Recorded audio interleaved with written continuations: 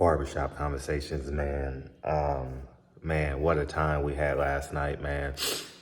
Had about 30 of my closest friends over, and we had an intimate concert, and it was a blast, man. It was my first time really ever doing something like, I've thrown parties before, but not like that, man. And we celebrated Malcolm X's birthday. It was a great time. I had pins for everybody to take home with them. Pins like you put on like those Black Panther pins and all that, man. It was a good time, man. And I just want to share something with you guys. If you haven't learned nothing from me, and you're going to say, I am whatever adjective you can use to describe me is cool, but the truth is the truth, right? I'm arrogant. I have an ego. I'm not humble. Some people say I'm humble. But whatever you desire, you're right. But just take the truth for what it is.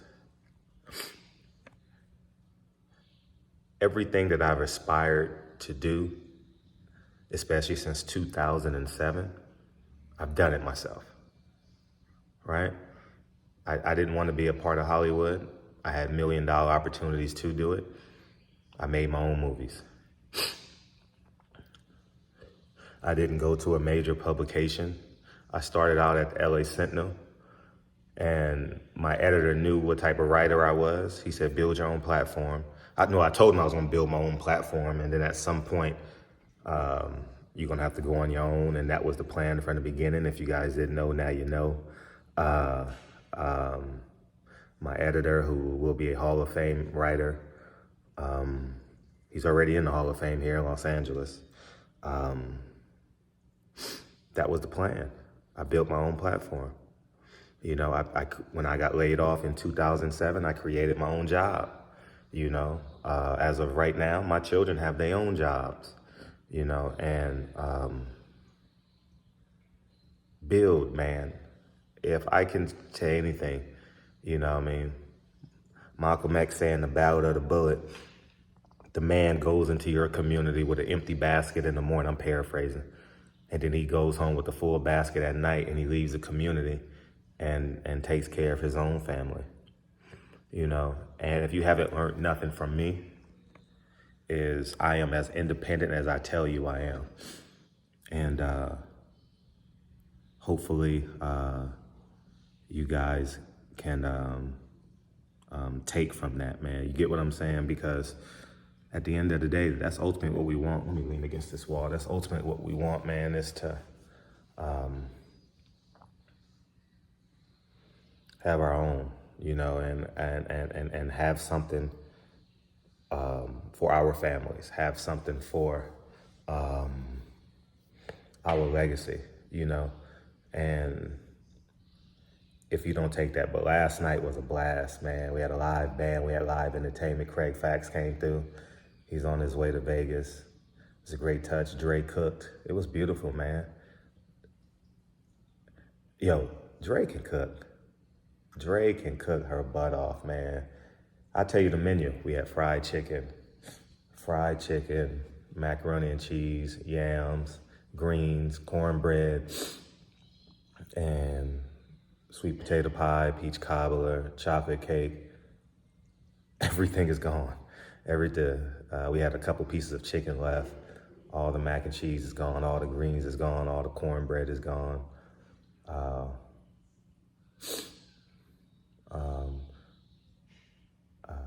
We made 2 pans of sweet potatoes, so we got like maybe a third of a pan left.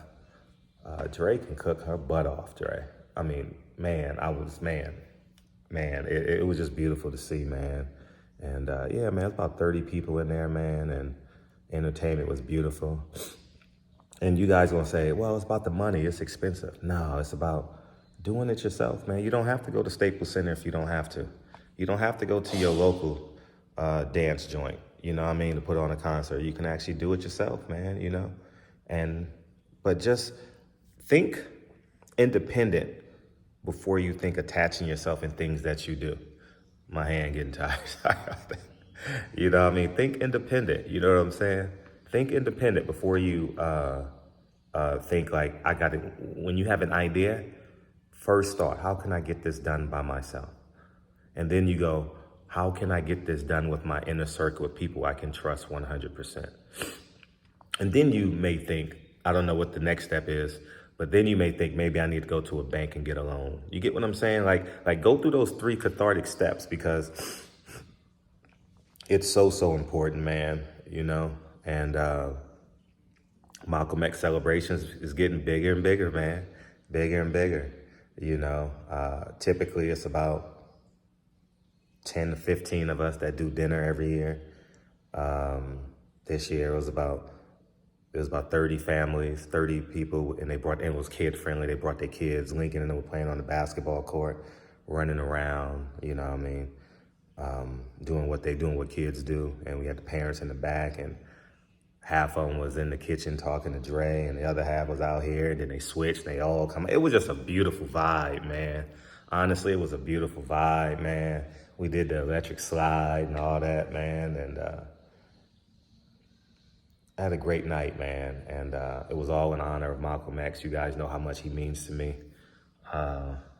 Like he's my grandfather, you know what I mean? And yeah, man, it's the pinnacle, man. And it was just a great time, man, just to relax, let your hair down, and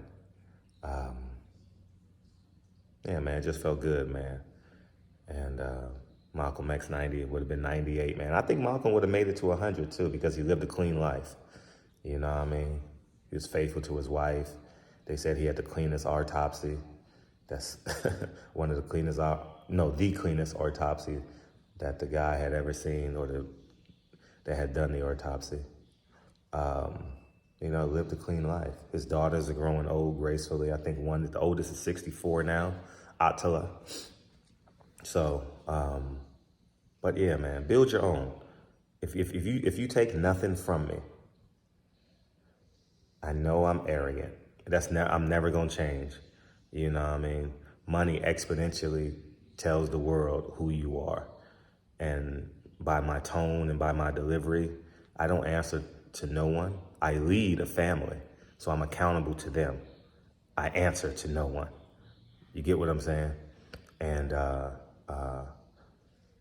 it's a beautiful thing when you have no strings attached to you.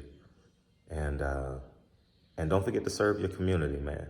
Serve your community, whether it's picking up trash when you leave the grocery store, or whether you actually have time to allocate the kids. You know, it's so, man, when I say it was beautiful, man, my 7th grade teacher showed up.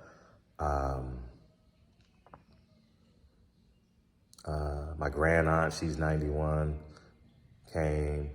My stretch coach came. Lincoln's classmates came. Lincoln teammates came. It was just beautiful, man. And another thing, I'll leave you with this. I was having a conversation with we had a videographer. He came, so you guys will see I'll get a whole bunch of raw footage this week. I'll be posting that, as well as he's gonna send me an edited version of the synopsis of it. But I was having a conversation with him. He had done 15 years or something like that in jail. And I was telling him, you gotta have the courage to leave Los Angeles. You gotta choose to be uncomfortable. And for some of you guys, it may be Harlem. For some of you guys, it may be Chicago. It may be Dade County. It may be the hoods in New Orleans. Wherever it is, there's a cloud of ignorance over those communities. It's a cloud. And once you leave that cloud, you're gonna realize it's really about good versus evil. And good comes in all colors, sizes, and shapes, and so does evil. And you're gonna realize that when you're covered under that cloud, you pick up those ideologies. Oh, black versus black. Black versus the world. It's the white man. It's good versus evil, man. Because when you get happy, and peaceful. That's why your uncle, your grandfather, sits in his chair and watches. He's gonna sit in his chair tonight and watch the Laker game. He's gonna sit in his chair tonight and watch the Laker game, or watch Devin Haney versus Lomachenko, or Food Network, whatever he watch. He just sits there and he falls asleep in his chair. He's happy. He's joyful. He done worked 40 years. He's 50 years old. He's been working for 49 years, and he finally has an opportunity to sit down in the home that he owns, in his Cadillac outside, or his Lexus, or his Range Rover, or his Denali, whatever it is, man. He's happy. You know what I mean? He got his old school in the garage, man. He rides his motorcycle on the weekends, man. He plays catch with his grandchildren in the backyard, his kids in the backyard. Get to a space of happiness, man. Joy. Get to a space where wisdom is more valuable than your ego and your intelligence levels. Because, man, it's a beautiful thing, man. It really, really is a beautiful thing. And I wish us well, man. I wish us well. And take notes from my journeys, man. Go through my videos, man, and you'll be like, man, my ascension, my mental ascension, my wisdom ascension, I've always been a family man on this platform. I've always advocated. I've always talked about Dre and when Lincoln was born, and when Kennedy, especially when Kennedy was born. I was just getting started when Lincoln was born with this platform. So, but yeah, man, it's a beautiful thing, man. We off to go take Kennedy to dance and ballet, and Lincoln has a basketball game, and Kennedy has dance, and then Kennedy has basketball workouts, and it's just a beautiful thing, man. So y'all go ahead and have a great day. But if you don't take anything from me, think, can I do this myself? Is my inner circle strong enough where we can do this together? And then if I need to go into the bank with my credit and my business proposal, then do it that way, Because I was thinking to myself, I was like, man, I could put on my own concert. My backyard is big enough, and you know what I mean? I got the ambiance. I can afford to do it, so why not do it? I had 30 of my friends and their kids running around. It was a beautiful thing, man. It's a beautiful thing, man, when you can leave your gate wide open. It's a beautiful thing when you can leave your gate wide open, people just walk in. The land lots are so big that I'm not interrupting my neighbors, and you ain't got to worry about the police coming or nothing like that. I mean, I had no thoughts of the police coming to my house last night. I had no worries of a neighbor knocking on my door. Nothing. It's peaceful. Get to a space like that, man. It's so critical, man. But I had a great time, man, with my friends, man. I can't wait to do it again. You know what I mean? I really, really can't wait to do it again. But y'all go ahead and have a great day. If you ain't got nothing from me, hopefully you got this message from me, because at the end of the day, that's what it's about, man. How peaceful are you and your family, man?